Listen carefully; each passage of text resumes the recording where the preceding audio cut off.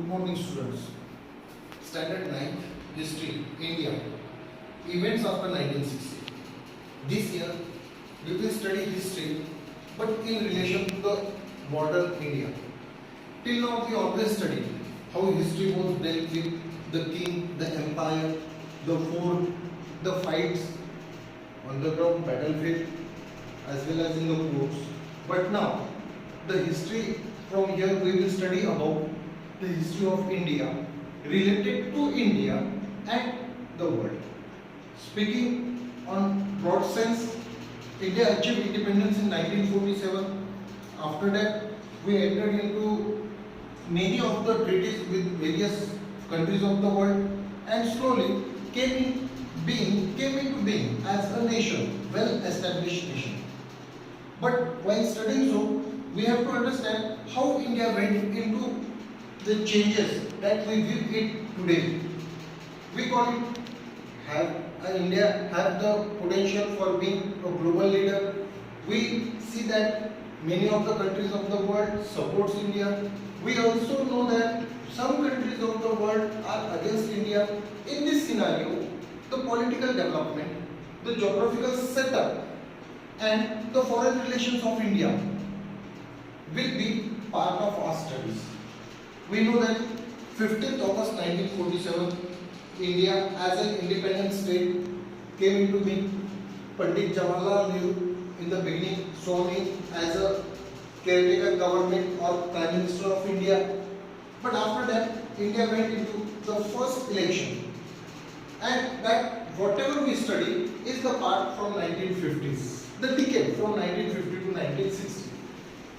Most important, that was the time when India had nothing of its own. It was just a newborn child who have to struggle to achieve each and everything.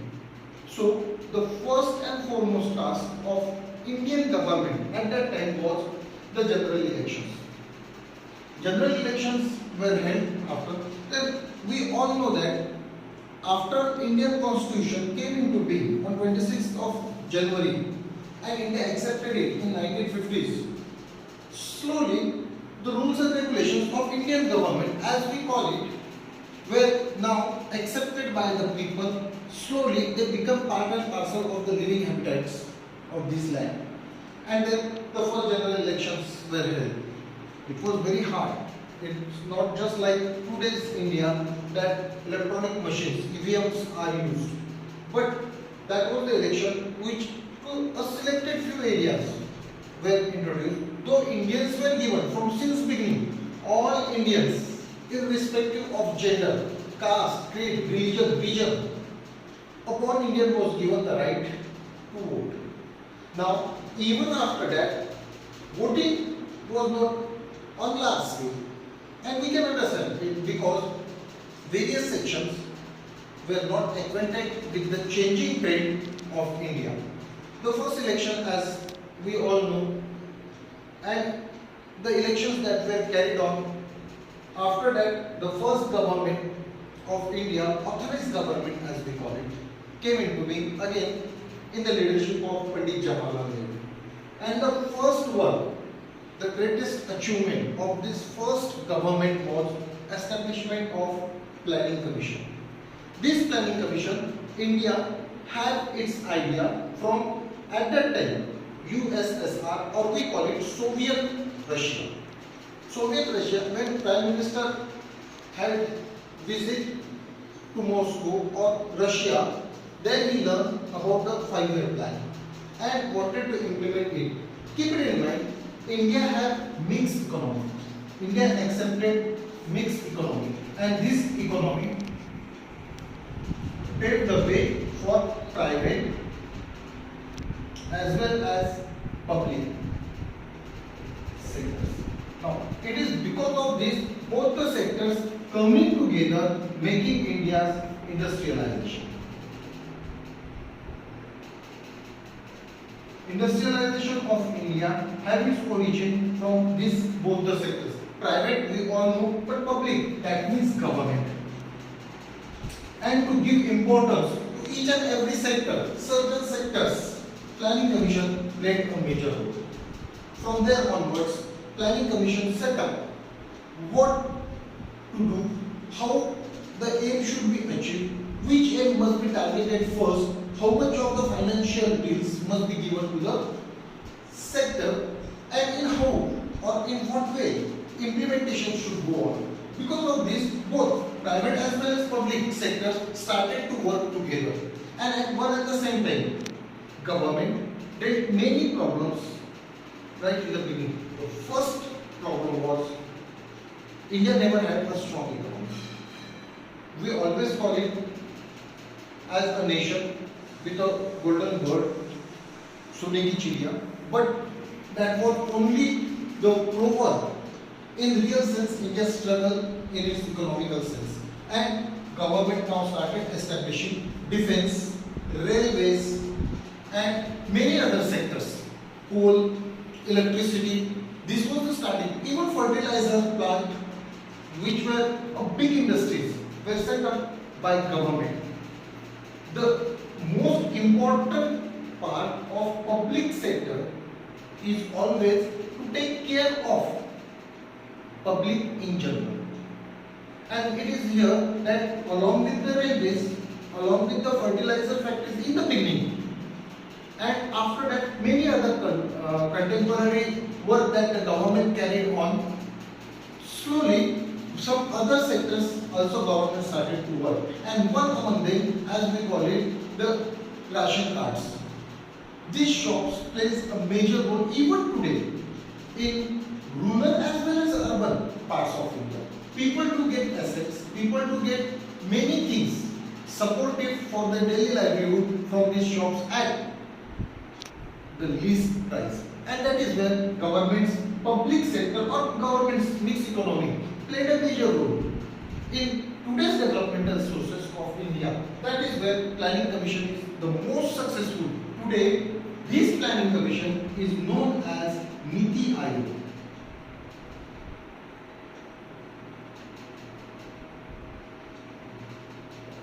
Is known as Niti Aayog. But though the name differ, working to a great extent is going on and is always chaired or the chairperson of Niti Aayog Planning Commission is Prime Minister.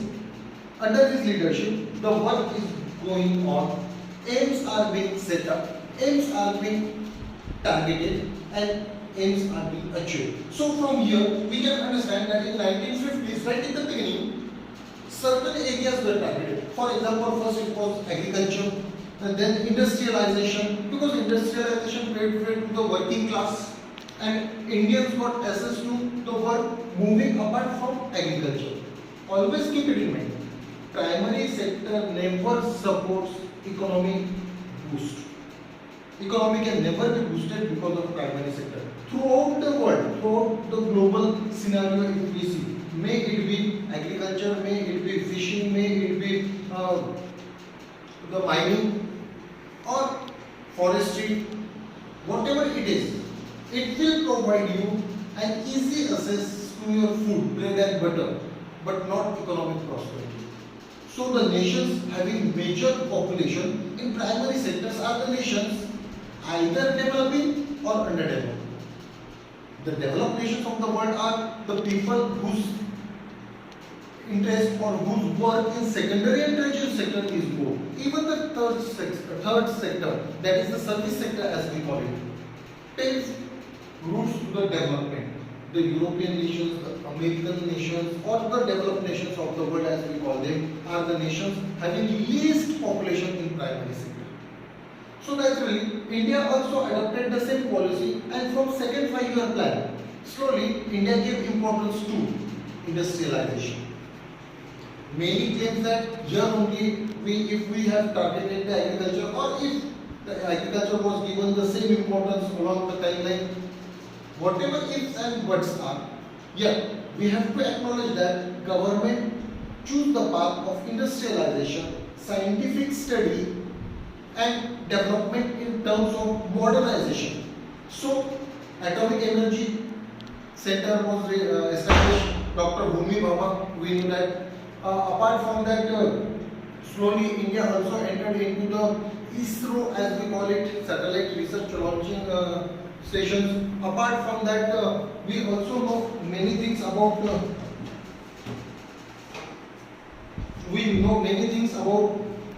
how the nationalization took place slowly in other fields also. But after that, India saw a drastic change.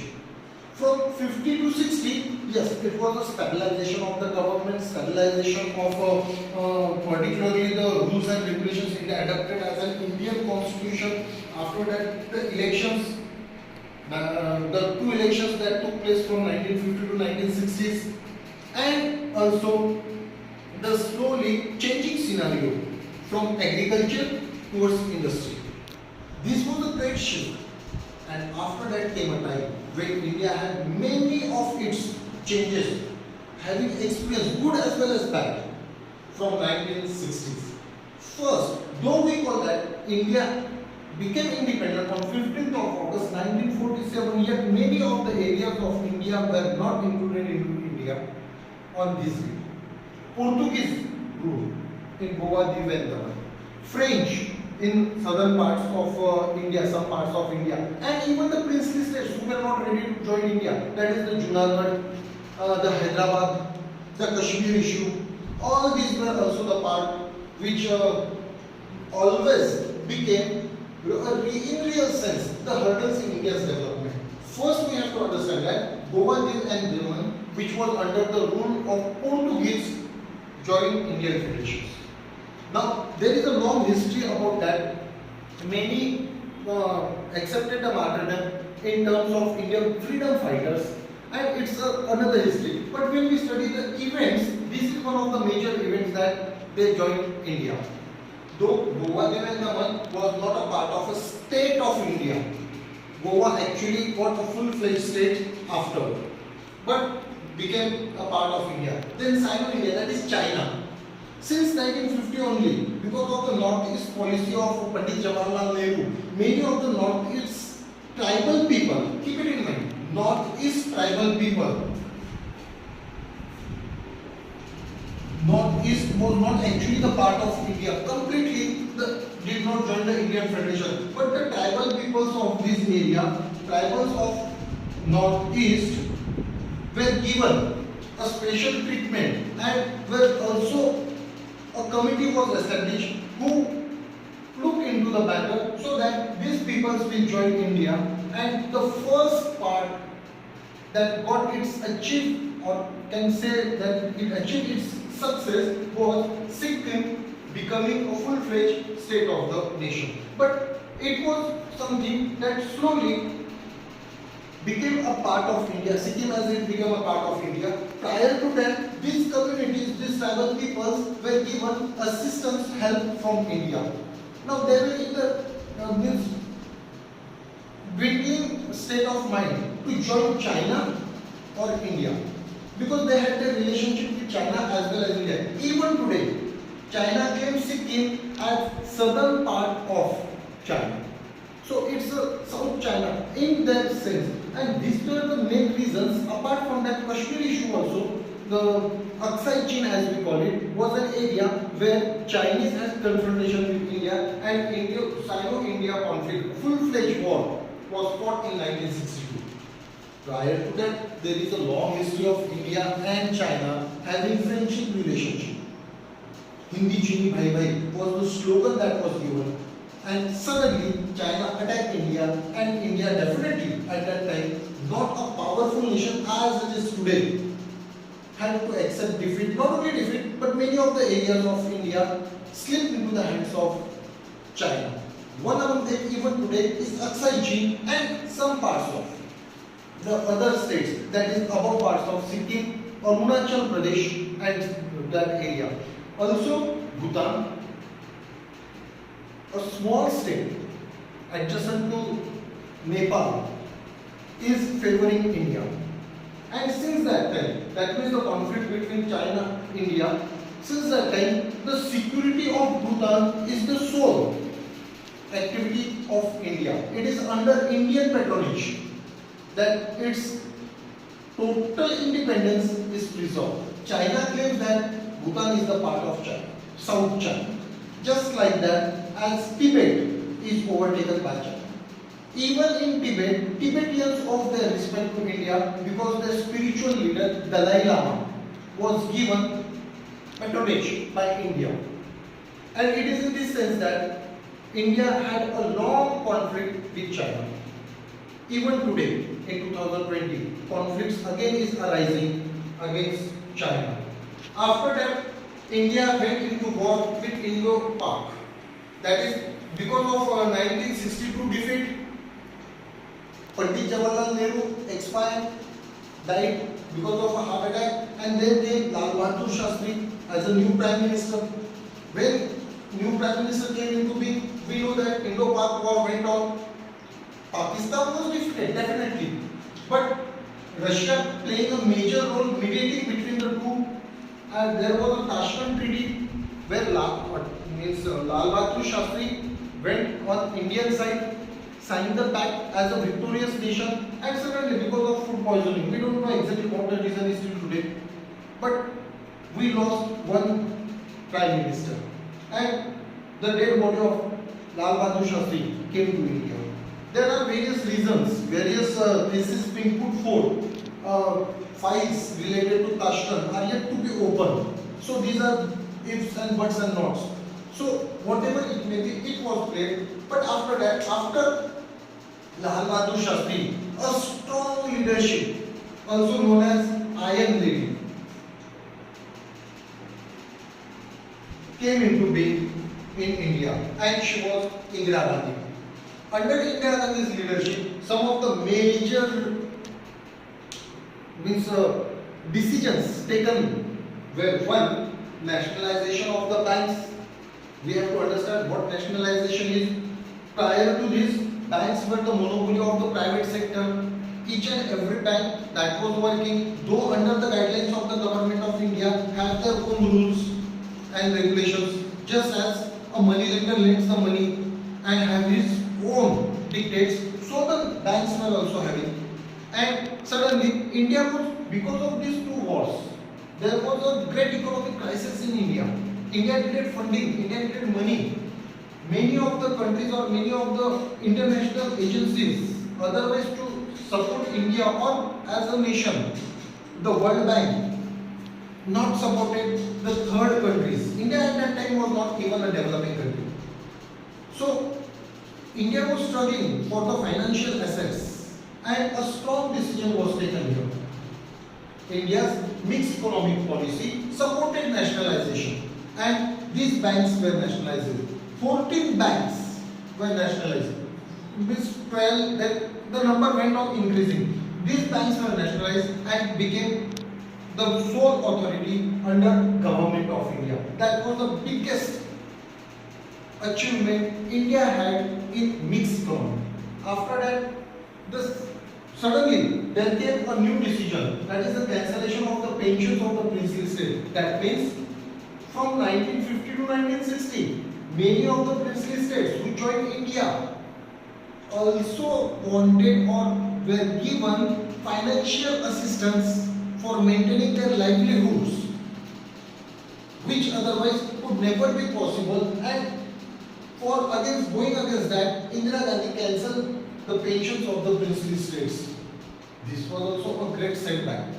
Now, because of that, many of the properties or many of the amount of Indian government which otherwise was spent on these sections now stopped. Also, sealing, that is the land sealing, we will study it in detail in next chapter, was introduced. A new law was introduced that no one in India can gain land or have a property of land extending a specific limit. So these were some of the ways. And then came a great decision and during the time of Indira Gandhi, one of the biggest. We are studying the 1960s, 1970s, but in 1972, creation of Bangladesh.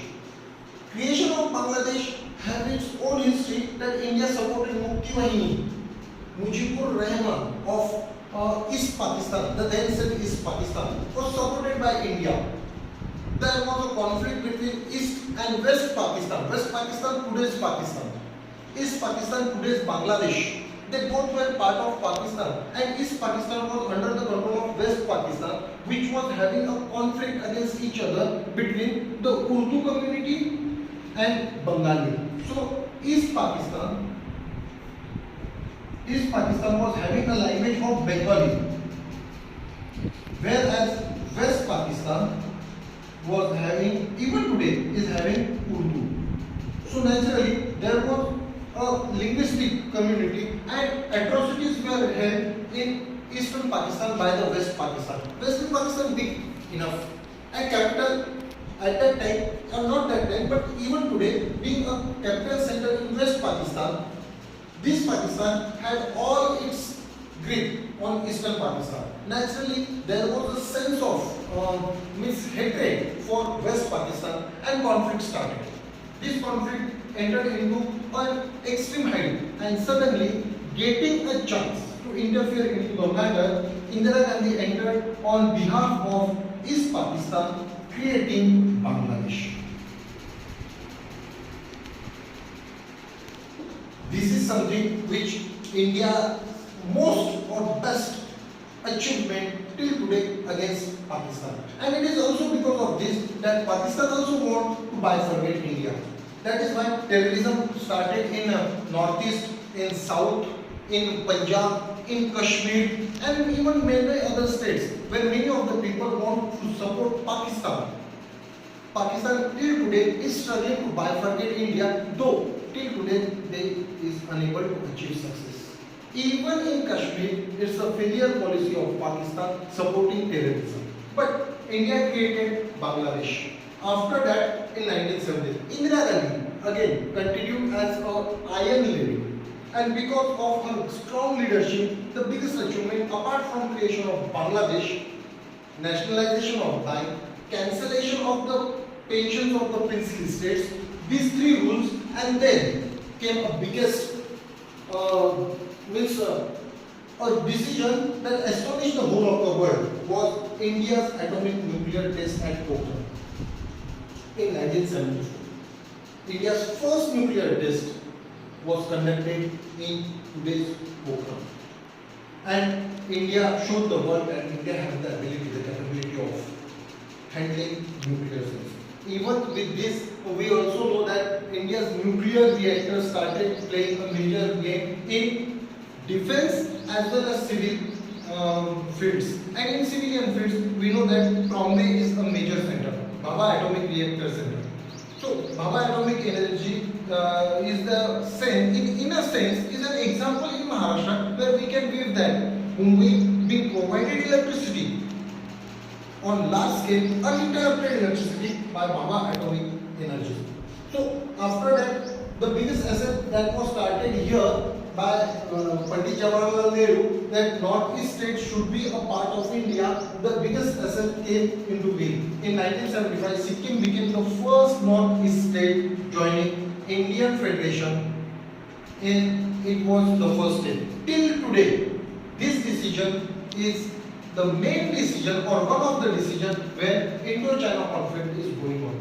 Even today, China claims that Sikkim is a part of South China. Keep this in mind. After that, because of the strong leadership, because of the interference of the national leadership in many of the states and due to various activities, a strong belief against Indira Gandhi's leadership was started arising in India.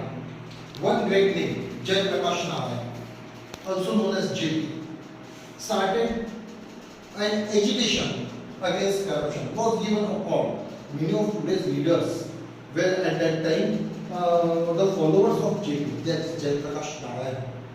He also, though on some instances supported Indira Gandhi at the large, the working of Indira Gandhi or Congress party at large was opposed by him under the name of corruption. Now, because of these corruption charges, a big movement started in India, and at the same time, elections also took place. These elections were manipulated by the then Prime Minister Indira Gandhi according to the verdict of Allahabad Court. And Allahabad Court gave a verdict against Prime Minister of India, that is Indira Gandhi. So she was not to be held as a prime minister, because that was the mismanagement or manipulation or misuse of power. And because of this misuse of power, she had to vacant the seat of prime minister. Now, this was something which really hurt the respect or the ego of the then prime minister, and it resulted into giving up an emergency. Emergency was declared, against which again Jayaprakash Narayan came into being on the roads, and many of the leaders at that time, some from today's BJP, then Mulayam Singh Yadav, Lalu Prasad Yadav, today's Nitish Kumar, the then George Fernandez, Atal Bihari Vajpayee, the ex-Prime Minister of India, Atal Bihari Vajpayee, and then the Home Minister during his reign, Lal Krishna Advani, were the followers. This new leadership started gaining momentum in India, which created today's India. After that, Indira Gandhi was in 1975 to 77, because of the emergency, a new change came into being in India, and that was something today's Indian politics is shaping. Even today, it is not set up. It is shaping. It is taking its shape. And Janata Party in 1977 came into being. Keep it in mind, since 1947 India achieved independence to 1977, it was only and only Congress. Congress party was in the rule. This is also known as single party rule. Keep it in mind. Since 1947 to 1951, and from there onwards to 1977, only and only Congress ruled the nation. After that, all the regional parties which were working in other states, various states, put aside their differences, came into being against Congress. And against Congress, because they came into being, they slowly gave their power use their power against Congress, and at the national level, a coalition government came into being. We call it coalition. Coalition means mixed party. Mixed parties came together to make or to form a government, and under the leadership of, or in the name of, Janata Party,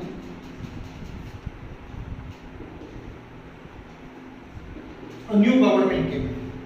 This new government's leadership was given to Morarji Desai.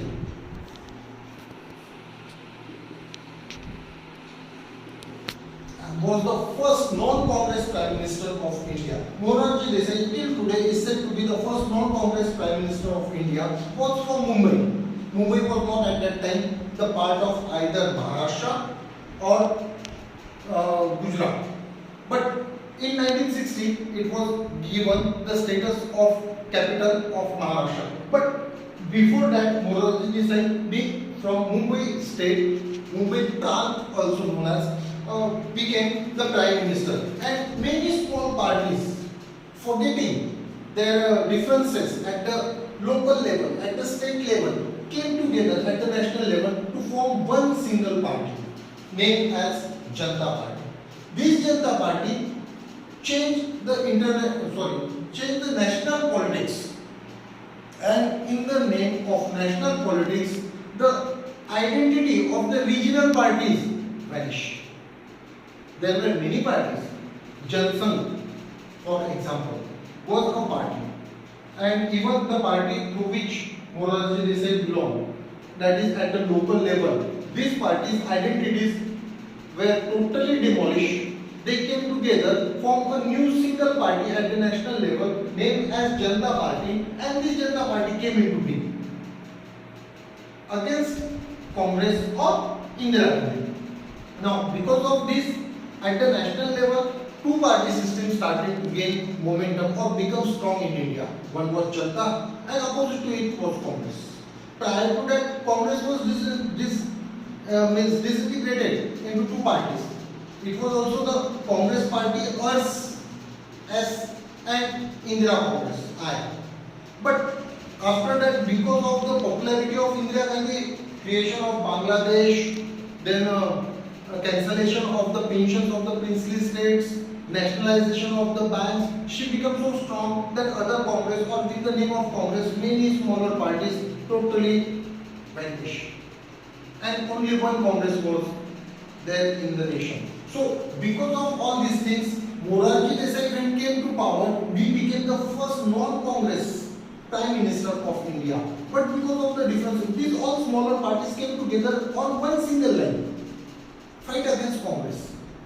And then slowly, within a span of time, within some span of time, differences among them started to grow. And then Morarji Desai has to lose his majority in Lok Sabha. After that came the time of other personalities, and we know that there was a time when politics of India was destabilized. Small time governments came into being in that period. 2 to 3 governments came into being, and no one could give a stable government. Naturally, because of this, again elections were set up. And with that elections, a strong party came into being, again under the leadership of Indira Gandhi, that is Indira Congress. But while doing so, many other situations we have to understand that slowly culminated. The second part of Indira Gandhi was also the same. Being into a power with a strong leadership, she took many decisions which otherwise was not possible to India. But because of all these activities, one great thing which we have to understand is India could not establish its supremacy in economy. Economically, prosperity to India never came. India was unable to gain its economic prosperity. Second, because of all these activities, many of the situations or many of the events that India started to be on the path of development, we call it progress, were hampered. First, the Indo-China conflict. Because of this, defense system was exposed. India in defense side got nowhere. So naturally, many of the agencies were established, and now India started giving importance to defense. Because of Indo-Pak war, that is from Tashkent, at an international level, India needed a strong leadership to play. After that, nationalization of bank, cancellation of the princely pensions of the princely state, there were certain problems that arose, and that were against the Congress as well as even India. So to overcome all these problems, a strong leadership was needed, which otherwise was provided in the name of Indira Gandhi. She overcame all these problems slowly, but at the same time, means either we can say that because of this all activity, she can show a good popularity that she never acclaimed to the rules and regulations, and that is where Allahabad court dismissed the election from which gave importance to the Prime Minister's seat. After that, emergency was launched. In this emergency, one thing India achieved was that Indian people or Indian machinery or Indian executives of India understood the importance of timeline. Many of the Indians started going to the offices exactly on time.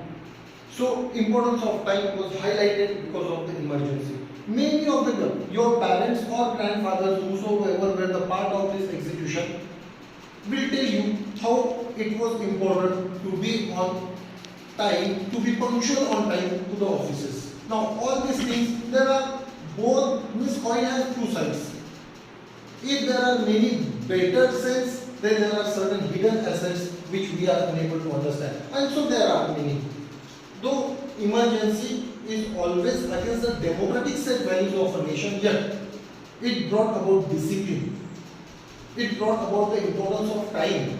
Many of the things which otherwise would never be achieved in a long period now started to be achieved. So strong leadership along with the importance of discipline was set up, and slowly that people understood it because of the coalition government which otherwise never played a major role against Congress.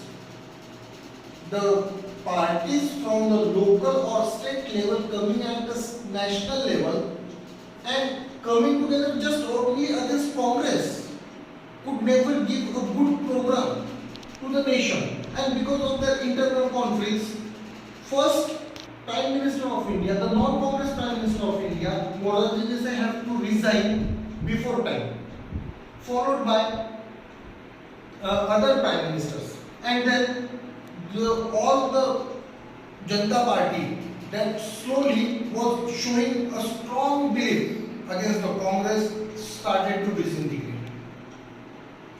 This resulted into again a new elections paving way to Congress. We will study the new beginning, that is after the 80s, how India started changing its economical sense. So till now we have to understand from 50s to 80, 1950 to 1980, how India suffered from all the conflicts that, and India tried to overcome. But always try to remember, in the beginning, Indian economy was not strong enough. India's exposure to defense was exploited here. Many of the things, many of the decisions taken, which otherwise should be implemented in a better sense, could not be implemented just because of only and only lack of economy. Financial assets were too small. So to overcome them, cancellation of the pension, nationalization of the banks, and ration cards were all these things given an importance. This is also the time when India suffered from drought. A severe drought occurred at that time, and all these things we have to go. But this is the past. How India slowly established itself into stability, a stable government. Apart from that, an economy, prospering economy, and also the change in educational and technological assets. When we study science, science and technology was given more importance, and we see India as it is today. So till now, only up to 1980s we have studied. The next part we will see in the next lecture. Thank you.